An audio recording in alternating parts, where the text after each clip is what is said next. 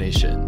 How's it going? On the pod today, we have Venkatesh Rao, who is a writer and consultant, has co-authored a paper called The Unreasonable Sufficiency of Protocols with Tim Beiko, Danny Ryan, Josh Stark, Trent Van Epps, and others. Bastian Aue, I'm sorry if I'm mispronouncing your name, Bastian. And they have just announced the Summer of Protocols program, which is basically a study that it will be a program primarily virtual that will run from 18 weeks from May to August, and it'll fund a set of full-time researchers and part-time affiliate researchers to think broadly and creatively about protocols. And when we're thinking about protocols here, we are talking about things as small and as human as handshakes and eye contact, up to global coordination protocols, public goods funding, climate protocols, nuclear launch protocols, air traffic control, TCP/IP, DNA, RNA. So basically what we're doing here is taking a protocol-centric view of the world and studying protocols, producing research about protocols. So basically the goal of the program is to catalyze a conversation and experimentation with all different types of protocols, cultural, social, political ones, also technological ones, and get the world thinking in a protocol first way to foster what Venkatesh calls protocol literacy. So basically the idea here is that protocols are under theorized and under tinkered with, and that they should be first class concepts alongside things like institutions and nations and platforms and structuring how we think about the world. So what would have to be true for us to think about protocols as a way of advancing humanity in a similar way that institutions and nations have? So basically, Summer Protocol core researchers will be producing long form writing about protocols over the summer, and that's what Summer of Protocols is. There is a link in the show notes to apply to Summer of Protocols to read the paper that Venkatesh has written. And this episode for me was just kind of a mind-expanding episode when thinking about human coordination in a protocol-centric world. And it just makes me really excited to talk to Venkatesh about this, because I feel like this is a core knowledge unlock for how we coordinate in the 21st century. We're building a coordination. That's why I always address y'all as coordination, building a network state of people who are coordinating. And I think that a protocol centric mindset and studying the protocol centric mindset and figuring out how to create regenerative cryptoeconomic protocols is a really key tool in the tool belt.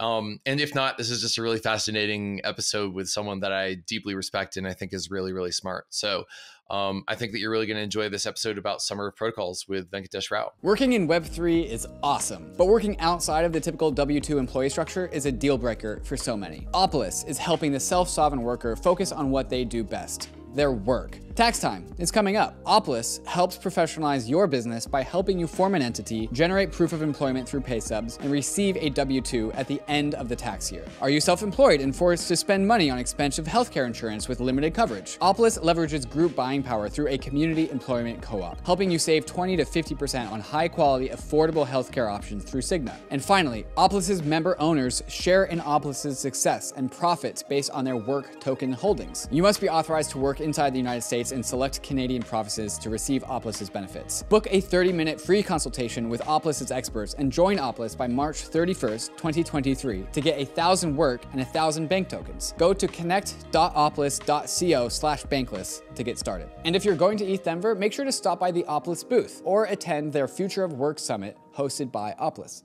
The GLOW dollar is a new stablecoin with a very special property. As the market cap of GLOW goes up, extreme poverty goes down. GLOW is a dollar-backed, non-profit stablecoin that creates basic income for people living in extreme poverty. GLOW is basically the same business model as USDC, with yield-generating treasuries on one side and a stablecoin on Ethereum on the other. But instead of being a for-profit company, GLOW is a non-profit that donates 100% of all yields from the GLOW Reserve to GiveDirectly's basic income program. GiveDirectly is a charity that gives people money, no strings attached, to people living in poverty, and is a charity that Vitalik has previously donated to and supported in the past. With GLOW, you can reduce poverty just by holding a stablecoin. GLOW is launching in early 2023, and you can join the waitlist at glowdollar.org/greenpill.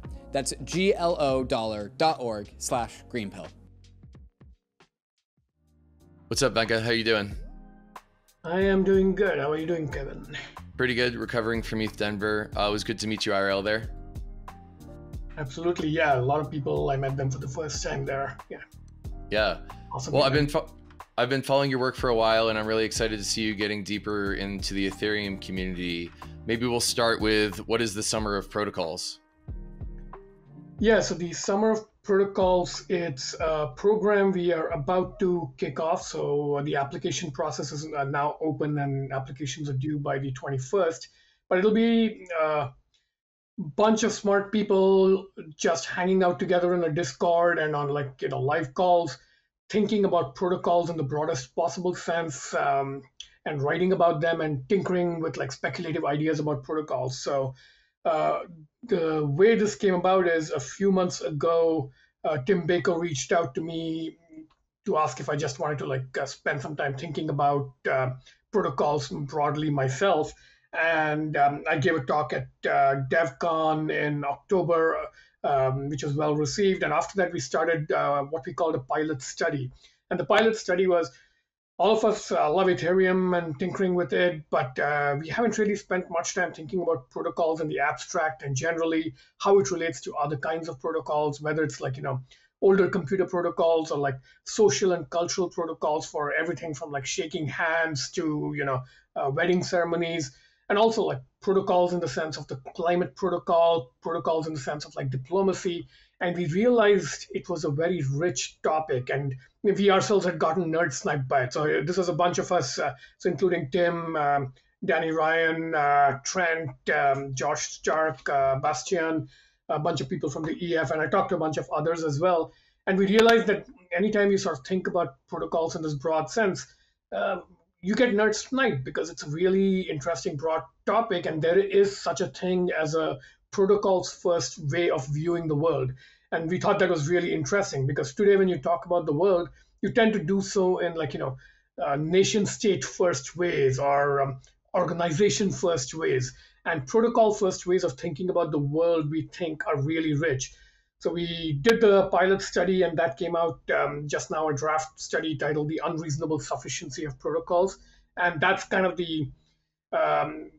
we're using that to prime the pump for the Summer of Protocols. So the hope is a bunch of smart people will read the paper, get excited, get nerd sniped, and put in applications, and we'll collect a bunch of them and have a very nice summer thinking and working around protocols. So that's what the Summer of Protocols is. Got it. So it sounds like you're interpreting protocols here broadly. So we're not just talking about TCP/IP or the Ethereum proof of stake protocol, but also social protocols like handshakes and wedding ceremonies and things like that. Mm-hmm. And sort of the idea is that protocols are critically under theorized and under tinkered with as a first class concept alongside concepts like institutions or platforms or nations. They're maybe as important in the 21st century in how we think and act in the world. And so that's why you've been nerd sniped, which I just had to Google. It's a slang term for giving an interesting problem to a person who is usually a nerd. So so the Summer of Protocols, it sounds like, is an 18-week program running from May to August that will fund a set of full-time researchers and part-time researchers to think broadly and creatively about protocols and sort of advanced thinking about protocols as a category. Did I get that all right? Yes, that's exactly right. That's what we're hoping to do. And if we succeed, then maybe next year, this time when people are talking about something like, say, the Russia-Ukraine war, they won't just talk about it in terms of, say, two nations at war and other nations getting involved somehow. They might talk in terms of, all right, what are the protocols of war and peace? How might we think better about like relations between nations? Can we upgrade the protocol of interactions? So that's the kind of like a broader effect we're hoping to have, to change the terms of reference for conversations about everything, not just computing technology. Mm-hmm. Wow, that'd be incredible. I can't wait to see what's going to come out of this. So could we maybe go deep on one protocol and just sort of interesting attributes about it? I think that over dinner we were talking about how the handshake protocol evolved during COVID so that people would like elbow bump each other and like kick each other and stuff like that. And so like the mutation of protocols over time and their adoption in certain subsections of community is interesting to me. But I'm wondering if we just go deep on one protocol of your choosing for the audience in order to really kind of stop and smell the roses on protocols and what's interesting about them? Yeah, let's do that. So there's a bunch of different options. Of course, we could talk about computing protocols like Ethereum and TCP/IP. We could talk about like political protocols like the Kyoto Yeah. Protocol or the Paris Agreement for Climate. But actually, let's start with the one you just mentioned, which is handshakes, because they're like very simple. Everybody has experienced them, but they're like deceptively simple because there's a lot more going on under the surface of handshakes, right? So, for example, the very fact of like why would you have like an open-handed gesture as like a greeting, right? And one theory, it might be made up, but one theory I've heard about it is it evolved as a way to show that you're actually unarmed and not reaching for your sword or your gun, right? So that itself tells you something very critical about what the gesture is doing at a functional level as well as a ceremonial level. It's like starting off an interaction on the right foot by saying, I'm here, I come in peace, I'm shaking hands with you, I'm not armed or I'm not reaching for my arms. And you notice this, by the way, with many greeting gestures, like, the folded hands, that also, not only is it a gesture of respect and greeting, it also shows that your hands are folded and not reaching for a sword or gun, right? So it might be like a just so story, but it relates to the definition we start off with in the paper of normally when you think of coordination problems, we tend to be gloomy about it. We assume that if two strangers meet, it's more likely that they'll fight than just get along as friends and like maybe do something interesting together. And protocols actually bias the initial conditions of in this case handshake protocols. They bias towards non-conflict over conflict, right? So I think that's why it's such a great example. And then it stacks up. So I think of a handshake as a small p protocol. It's a micro behavior, but then you can think about how does it get composed with other behaviors, more complex handshakes, greetings, and things you actually say like hello, how are you? Then how it might segue into introductions, how it might lead to ceremonial parties and so forth. So it's like you stack it up and then you get big P protocols. Like what is a party? A party at one level is a bunch of people shaking hands and saying hello and then having conversations, but at higher levels, it's more and more layers of protocol-like behavior. So I think it's actually, if people are starting to think about protocols, I actually recommend starting with something very simple and familiar like this, and then asking what are the fundamental insights, and then thinking about more complex things like blockchains or climate treaties. Yeah, one of the things I like with starting about handshakes is that they're so relatable, especially when I was just at ETH Denver and probably shook the hands of so many different people. But I like this idea that protocols can be composed into larger protocols, like a party as a protocol or a governance. I mean, if you think about nation state level governance, there's probably a lot of handshakes as a protocol that are composing that. And it's interesting to think of what you said about handshakes as basically an alternative to violence. If violence was the way that tribes used to coordinate with each other, and now we've invented handshakes as an advance that helps move to more nonviolent, diplomatic based coordination, then it makes me wonder, what are the bottoms up protocols that have allowed us to move from just like warring nation states to democratic institutions with each other? Like what is the, but if Ethereum has ERC20 and ERC721, what are the most basic primitives of protocols that the audience that is composed of nation state diplomacy, for example? Yeah, that's a great question. And I think it's one of the most politically charged questions. And I think it's actually interesting to start with David Graeber, the author of Debt, who died recently. And he had like a revisionist history that was at odds with a lot of political science, theorizing about how interactions between communities and nation states actually began. And in his book, Debt, which I have mixed feelings about, but he has this origin story of commerce. And his theory is that currency-based exchange for commerce is actually a later development, and commerce actually began with credit relations within tight communities. And the way it happened was within a community, if everybody knows each other, like a small village, everybody's part of like families that know each other from childhood. So if you think about such a community, you don't even need things like handshakes because everybody knows each other so intimately. you're almost like, before you're aware of it, you know everybody from like the small child to the grandfathers, right? So handshakes are a way to like greet people from the outside. And at the commerce level, barter is something you might do with people who are passing through the village, as opposed to people who live in the village all the time, with whom you might have more like a credit account system, right? And things like token currencies issued by like sovereigns who are in the capital city far away from the village, that's like yet another third, trusted third party. And if you think about how relations happen within villages, between villagers and a stranger passing through, and then between distant villages that might want to trade commodities that they don't produce and use the king's currency as an intermediary, you've got like trade and commerce as one very important pillar of like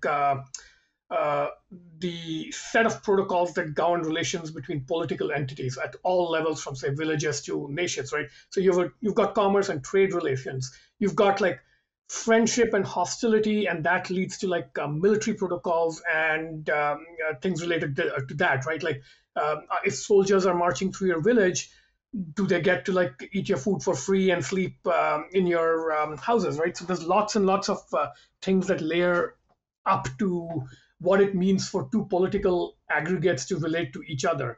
It's very simple if it's two families next door to each other and it's family to family protocols.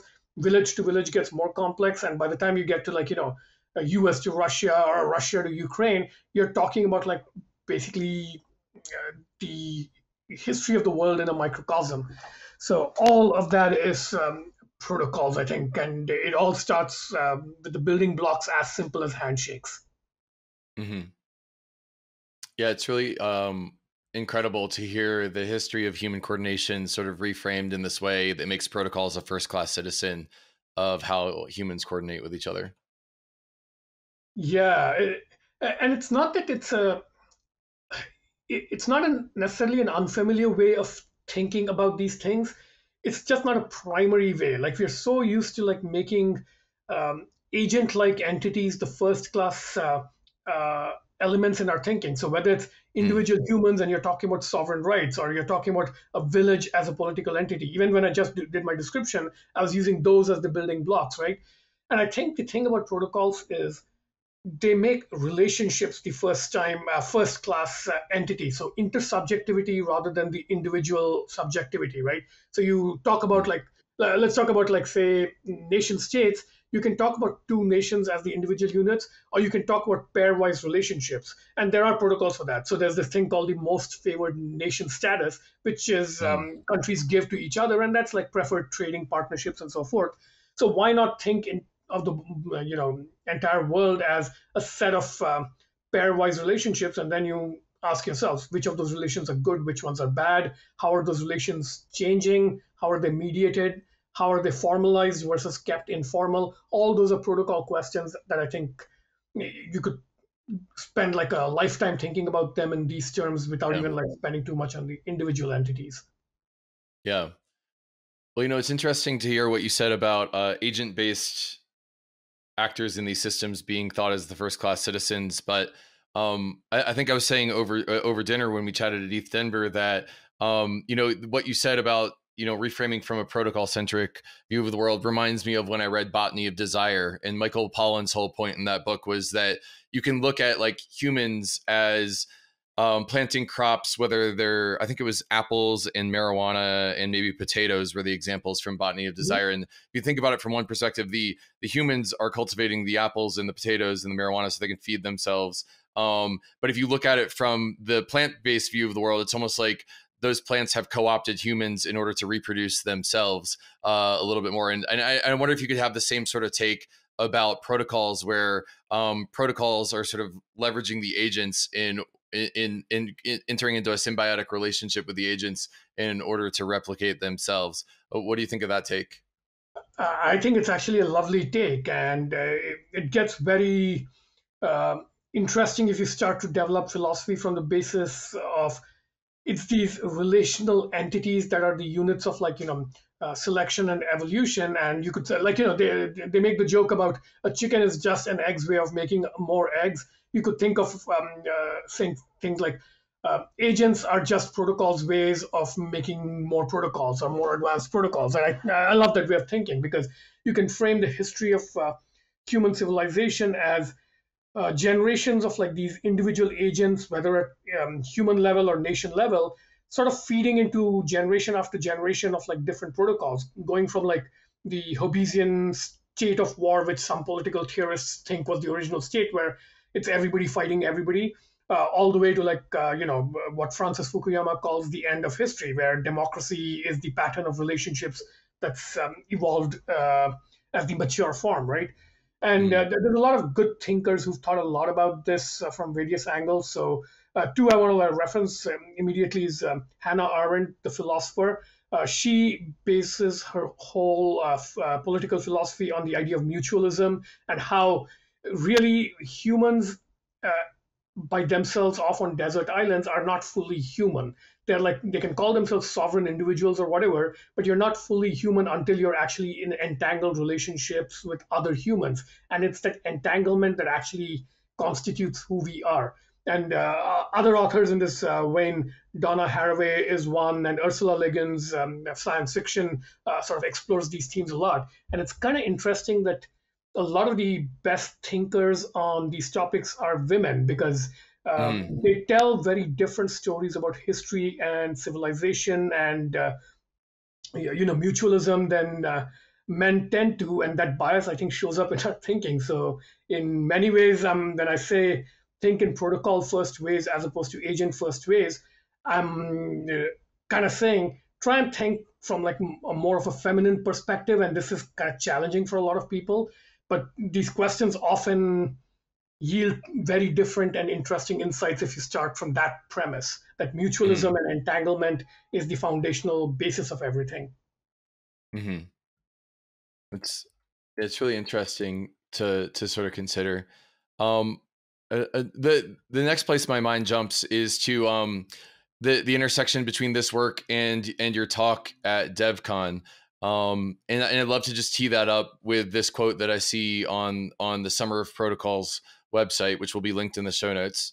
It goes like this: protocols are the very embodiment of A.N. Whitehead's observation. Civilizational advances happen by extending the number of important operations we can perform without thinking about them. So basically, when the handshake went into circulation as a protocol, it allowed us to not have to think about, oh, is this person attacking me or not? Do they have a weapon in their hands? Similarly, TCP/IP as a protocol allows us to transfer information with each other in an important operation without having to think about it. There's no newspaper boy or newspaper girl who has to deliver it. And Ethereum allows us to coordinate financial interactions. And I think the smart contracts that like Gitcoin grants and Optimism and everyone is building are allow us to do more important operations without thinking about them, which is how civilization advances. And so to me, this is how I connect your work to the theme of this podcast, which is how do we regenerate the world with crypto, with the idea that the more hyper complexity in the world, the more important operations we can perform without thinking of them by loading more protocols into our brain is a way that we build civilizational advance, which to me feels like it has some sort of parity with regenerative crypto economics. So yeah, what's your response to that prompt? I'd love to also, if you could just give us a TLDR of your DevCon talk. I just really found your DevCon talk very incredible as well. Yeah, so let me start there. The DevCon talk, I think is called civilizational hypercomplexity or something like that. And I was very deliberately choosing the prefix hyper because, you can, people use the word complexity a lot, and hyper often gets attached to things like, there's hyper objects, and that's a term in philosophy for talking about like, what is climate change or climate action? It's a hyper object in the sense of this multifaceted, big, emergent thing that it's really hard to think cohesively about and hold in your head all at once. So it's these objects that are far too complex for any individual to hold in their head, which means you kind of have to act from within them and deal with them as a complex system. And that's a very different regime of behaviors.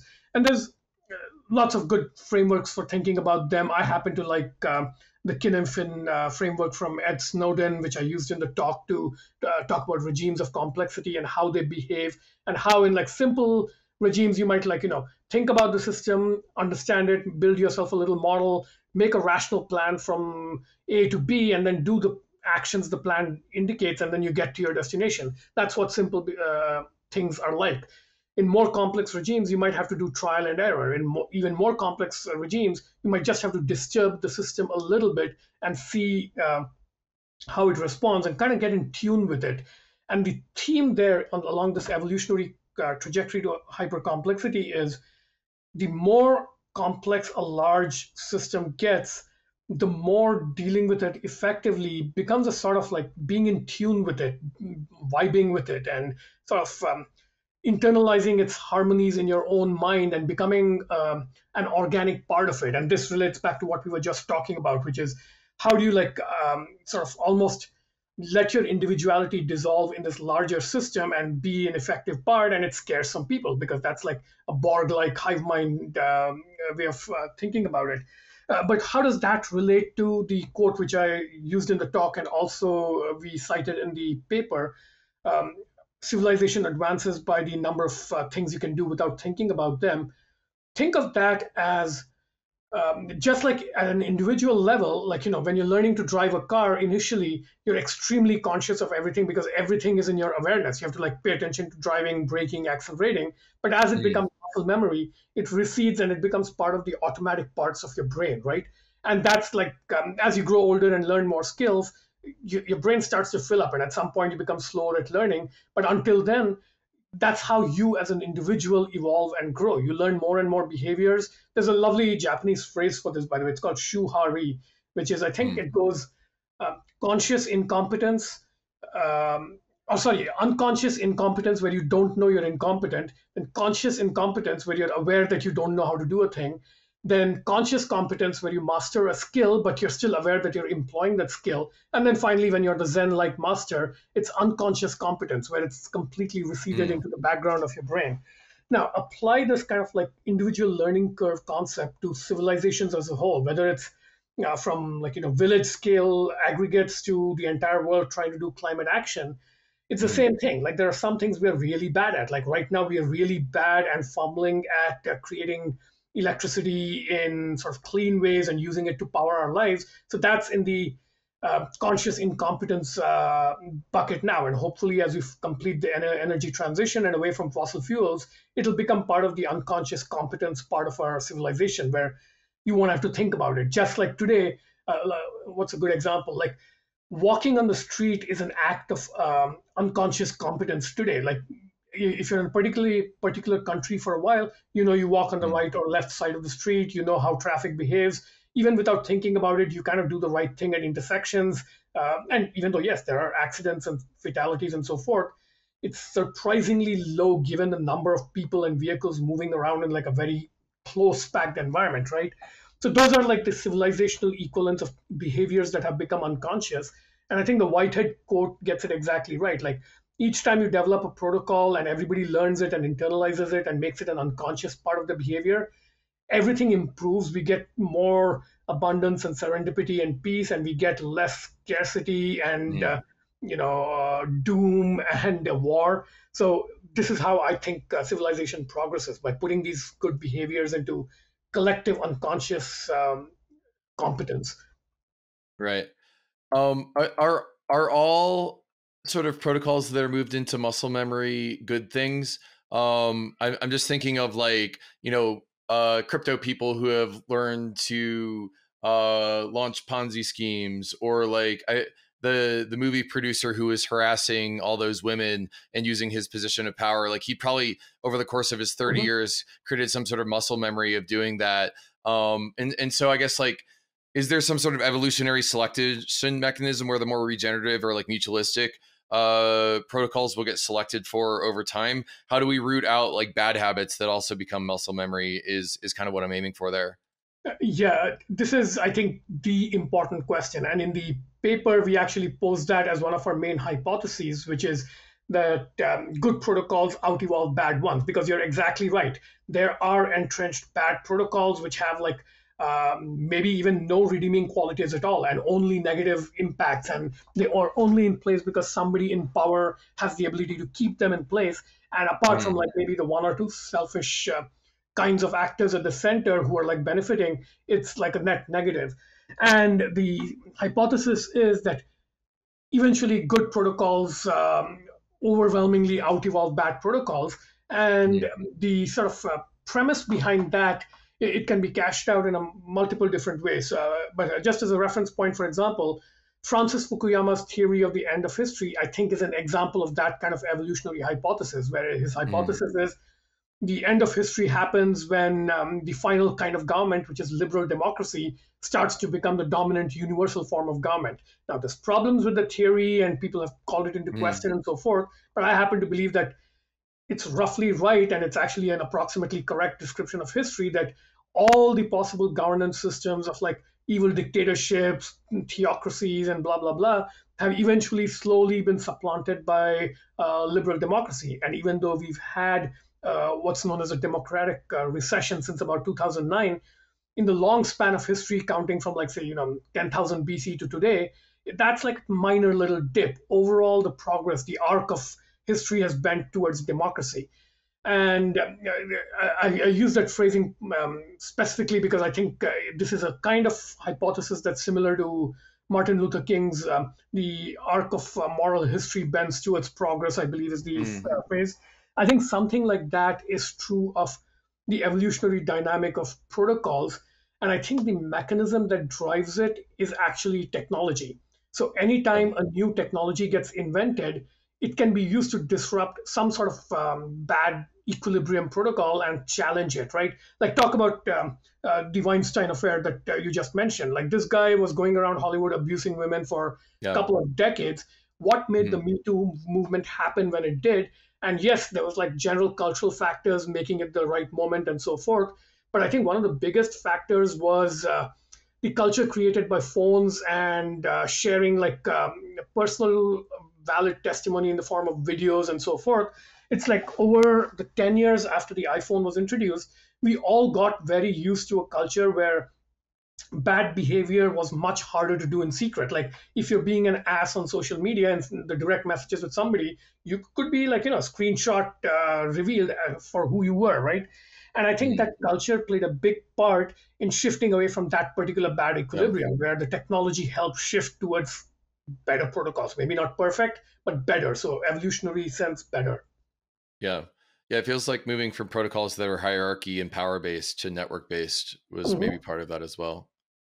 Yeah, and there's another, I think, good hypothesis we state in the paper. And all these, by the way, there are more questions than answers. And our point with both the program and the paper is to encourage people to come up with both better questions than we have and better answers than the ones we kind of straw man propose. But in this particular case, yeah, one of our other hypotheses is that protocols as a first-class citizen naturally lend themselves to becoming more P2P, rule of law, decentralized over time, fundamentally because of the way they interact with technology. And this is not to say there aren't centrally controlled, highly centralized protocols. If you go to the royal court of the monarchs of England, which I think most people in the crypto world would have a distaste for, there is such a thing as a protocol for appearing in court and bowing to the monarch or something like that. So that's a centralized protocol around a monarch, right? Or to take a less socially loaded example, I like thinking of the Hubble Space Telescope and the James Webb Space Telescope. These are hugely expensive, multi-billion-dollar centralized resources sitting out there in space, and all the astronomers who are eager to use them to do their research and conduct observations.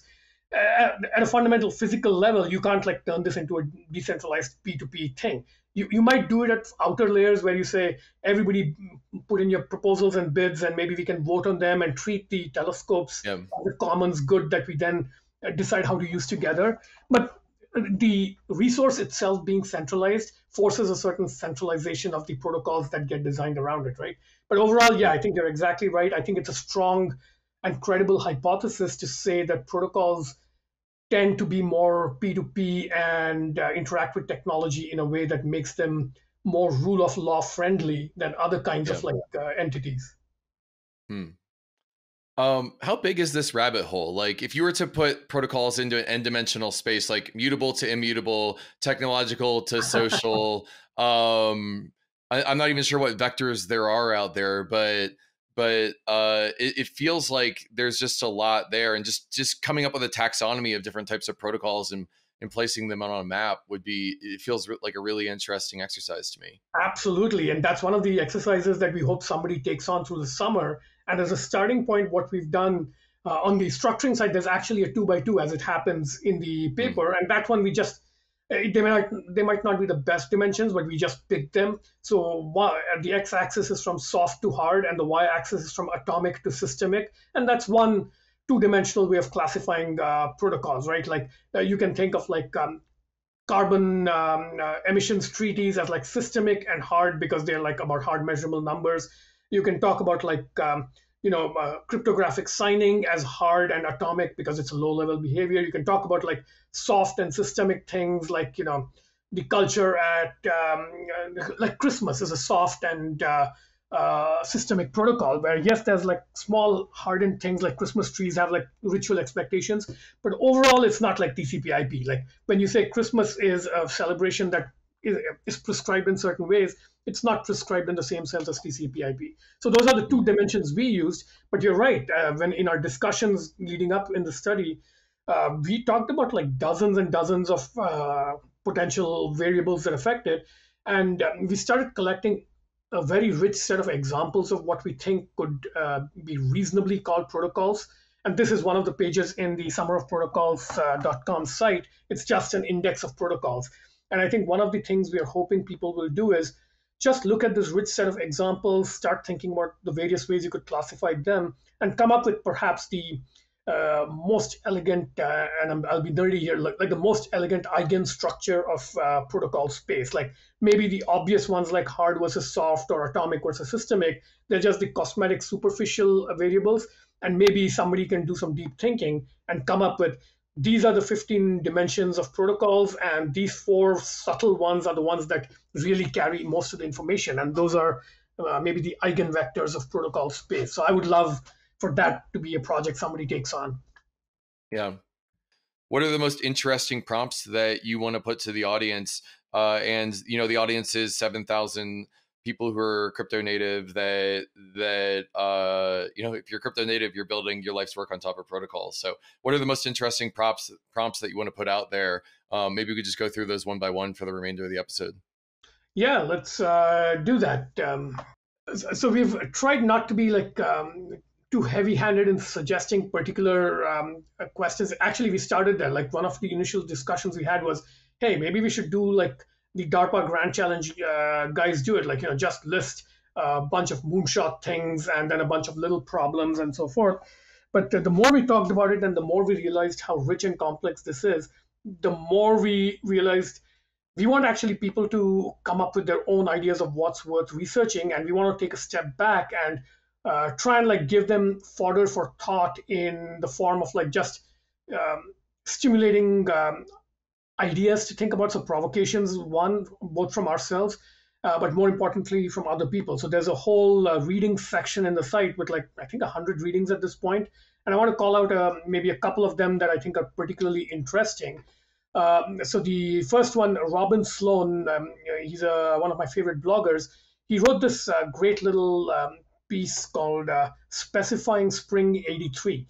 So it's actually literally a little toy proposal for a protocol to do something in the realm of what Twitter and RSS and email subscriptions do now. So for a way, so Spring 83 that Robin Sloan has proposed is a protocol to allow websites to connect to each other in sort of a publish subscribe way, but in a much more, how do I put it, artisan bespoke way, where it's literally I have a little site, I have a little widget like thing there, maybe I update it saying, hey, I'm working on this new novel maybe, and then I have a bunch of friends who are subscribed to it and they have a little box on their site and it kind of shows up on that. So that's roughly the idea of Spring 83. So I strongly recommend people read that, for example, and think about, all right, what other kinds of cute little protocols can I just make up? Why do protocols have to be these heavy things that people at Google or the IETF or whatever come up with, where it's like you have to think of them as this huge planet spanning, has to run all of the world's infrastructure type thing. Why can't we tinker with protocols the way we tinker with Legos, for example? So just make up protocols. So that's my first prompt, especially to the technically inclined listeners here. And I particularly want to encourage listeners to forget about crypto when you start out thinking, because protocols, I think, are so fundamental. If you get anchored too quickly to a relatively sophisticated class of protocols like blockchains, your thinking will be too narrow. So start with something like handshakes, or start with something like, familiar protocols we're used to, like SMTP that email runs on, and ask, does it really have to work that way? We all have computers connected to the internet and that can talk to each other through packets. What other things can happen, right? So for the engineers in particular, I think that's a good place to start. So Robin Sloan's. Another article I want to reference, which is also in our list of references, is an article by Matt Webb. It's called Who Could Write Protocol Fiction? And this is a lovely little piece that is basically a provocation and challenge to fiction writers. It's like, write good science fiction or regular fiction stories about protocols. Why do we, like we were talking about this at dinner, right? Why is it that we still don't have like more than a bare handful of good stories about the internet? Like we're still, when you go to the movies or watch TV, it's really, really bad. It's like people might Google something briefly. That's the extent of the internet's appearance. Or you might get like some very lurid, unrealistic, annoying way of doing the internet. Like, I like the last installment of the Die Hard franchise where I think Timothy Oliphant plays this super hacker who like captures and ransomwares the social security system's database. It's like, yes, the idea of the internet and the idea of like holding data ransom is at the heart of the plot, but fundamentally it's not a story about that. It's a story about Bruce Willis and that other guy going and beating up a bunch of bad guys, and like protocols and the internet play a little side role there. And Matt Webb's article is basically a challenge to go write stories where protocols are a first-class citizen in the plot itself and how it works. And I think he mentions this example, or maybe it's in some other thing, but it's Pandemic, the movie that came out in 2013. That's a lovely example of a proper protocol type fiction, because it was about like pandemic response protocols.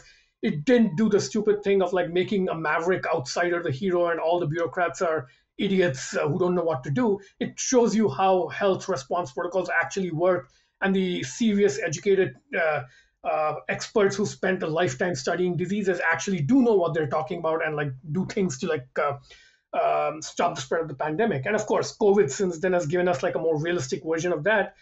But yeah, Pandemic, the movie, and related to that, a couple other references I want to cite is David Brin, the science fiction writer, wrote a lovely essay. This was around 2013, I think, which is called something like Our Favorite Trope, A World Full of Idiots. And that's kind of true. Like since about the 1970s, our style of fiction has been, the world is irredeemably broken. Nobody knows what they're doing. All the systems are corrupt. And the only hope is these radical individualist maverick Mel Gibson or Bruce Willis diehard types who single-handedly take on and like force the system to do the right thing. And I think that's trained us to, in the exact opposite of protocol first thinking. It's trained us in like maverick genius who takes on the world thinking, which is just like fantasy lark, right? So yeah, I would say first, I know I kind of wandered off, but to your question, I think my first prompt is go look at all the readings that we've linked to in our list of readings, pick a handful, of course, read our pilot study too, but yeah, look, expand your sources, read a bunch, and sort of start thinking, let the juices start flowing, and think about protocols in a very rich way. So that would be my first prompt. Right. Amazing. Yeah, I mean, I'm just looking at the diversity of protocols on the paper: nuclear launch protocols, voting, Robert's Rules of Order, TCP/IP, climate protocols, training an LLM, weddings, handshakes, pinging, public key cryptography, handshakes, and it's this is one of those papers that have just blown my mind, Venka. So we'll link the papers and the summary of protocol in the show notes here. Is there anything I didn't ask about the paper or the Summer of Protocols program that you want to say? Let's see. So I do want to say a little bit more about the Summer of Protocols itself. So we're looking for two kinds of researchers. So the main application is for core researchers and affiliate researchers. So core researchers, you'll be funded full-time for 18 weeks to basically write a long-form think piece about protocols that's for a broad audience.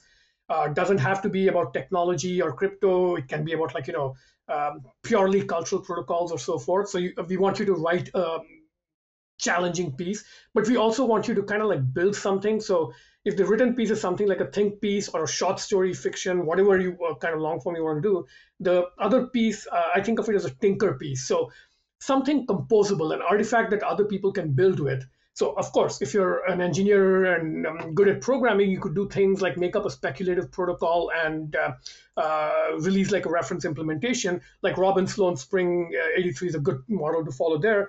But for example, if you're a fiction writer and what you want to do is like do a protocol-like thing, so you could write a short story and you could produce like a world-building set of elements as like, a set of characters and like places or something. That could be your storytelling kit. That would be a good thing to try. So that's for core researchers.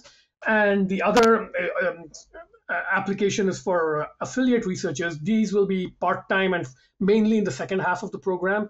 And what we're trying to do here is we think the true test of a protocol is whether or not you can get other people to use it. So we want to give our core researchers a chance to like persuade an audience of like willing and ready affiliate researchers to, work on their protocol. So if somebody comes up with a speculative protocol, convince some of the affiliates to join you and like build on it. So if you want to be an affiliate, if you want to be in this group of people who work with the core research projects, apply for the affiliate program. But we also have two other roles we're looking for people for.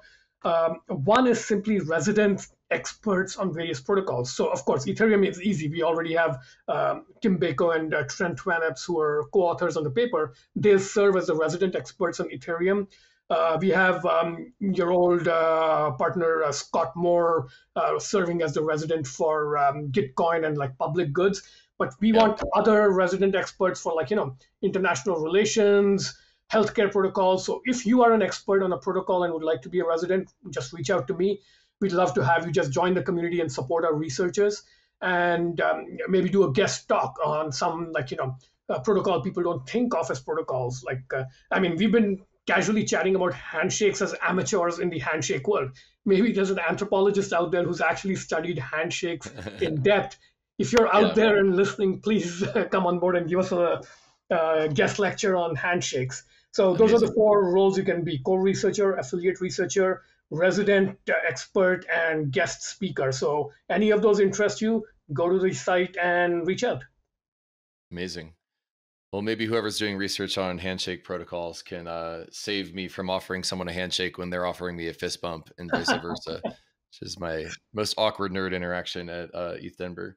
It's funny, when we talked about that at dinner, so we talked about that as like a protocol miss, where you initiate a handshake and the other person responds with the fist bump response, and it's like a moment of confusion. It stuck in my head, and the following day, I posted on Farcaster, I'm hanging out in my hotel lobby, anybody want to come hang out? A couple of guys came out, and then they met each other, they did exactly that protocol miss thing. One guy reaches out for the handshake and the other did the fist bump. So it's kind of funny. Once you start seeing the world in protocol first ways, you can't unsee the world. It's like everywhere you look, everything looks like a protocol. And that's why I think people get nerd sniped by this. It's not that we did like an exceptional job writing this paper. I think the topic itself is like a nerd snipe type topic. Once you see the world this way, you can't stop. Great. Well, all I heard was that I'm not awkward. It's a protocol miss when that happens. Like a cash miss, yeah. Well, as we're wrapping up, I just gotta wonder, like, in a world in which you're maximally successful, what does that look like? So take us through Summer of Protocols 2023. It's August, it's September. There's been a dozen, let's call it, papers or research reports written on protocols. What's the advancement? What does it look like in which you're maximally successful coming out of the Summer of Protocols? Mm-hmm. Yeah, so we're still trying to, like, of course, design the mechanisms to make this kind of maximally successful outcome happen. So the things we want to be, so yes, let's say it's August and we've had a very successful summer and like a dozen people have written like great papers and produced great artifacts that a whole bunch of people are excited about working on. They've started building on it. Maybe they've started building a couple of actual projects and startups, or like planning like longer research projects with other sources of support. So a lot of like low level, ground level activity has started off. But broader than that, what we'd like to see is the discussions that have happened along the way have seeded a much larger community. Like, we hope we'll have a Discord open and it'll be relatively open to anybody who wants to like just hang out with the researchers and just talk protocols. And we hope that even outside the purview of this program, just with us like working in public to a certain extent and writing and tweeting and forecasting about these things as we work, that it'll create like a larger conversation, and other people, feel free to join us permissionlessly. Like, take the Summer of Protocols as like a hashtag or like just a banner where you can just do your own thing without like being formally part of the program. If you don't want to apply because you're busy with other stuff, but you want to write an essay and tag it Summer of Protocols on your blog, do that, drop us a line, we'll share it on our Discord. And we kind of want to have this kind of like open, participatory, permissionless kind of like thing going. And I think that's like 6 months from now, but I'm really more interested in what happens like a year from now or 18 months from now, where we hope in some ways all the really smart thinking that goes on in the crypto community around protocols, it's sort of like been jailbroken out of that narrow context. And this thinking gets situated in a much broader context where we can actually, I don't know, rejoin humanity. Because at some level, I feel I have two personalities. I have my crypto personality when I talk to other crypto people, and then there's the other side of me that's like a regular human. And that code switching is both annoying and gets in the way of like, the whitehead advance that's on offer here. Like, if we can broaden the conversation, bring other people into it, whether or not they're interested in cryptocurrencies, we want them to be interested in protocols. And hopefully in 18 months from now, maybe memes that have grown out of this program, we'll start hearing them in like, newscasts. Maybe politicians will start referencing memes that our researchers come up with in talking about international relationships. Maybe there will be like, major feature stories in magazines that take a protocol first view of important issues. So we want to have that kind of impact. And that's why we need the strongest possible applications here. So please, if you yourself think you can do great work here, please apply. And even more importantly, since I'm talking to a crypto audience, if you know people who are outside the crypto bubble or echo chamber who you think are already doing really smart thinking about protocols or protocol first ways of thinking about the world, point them to the program. We'd love to have them, and both broadening our minds and then broadening their own and each other's. Yeah.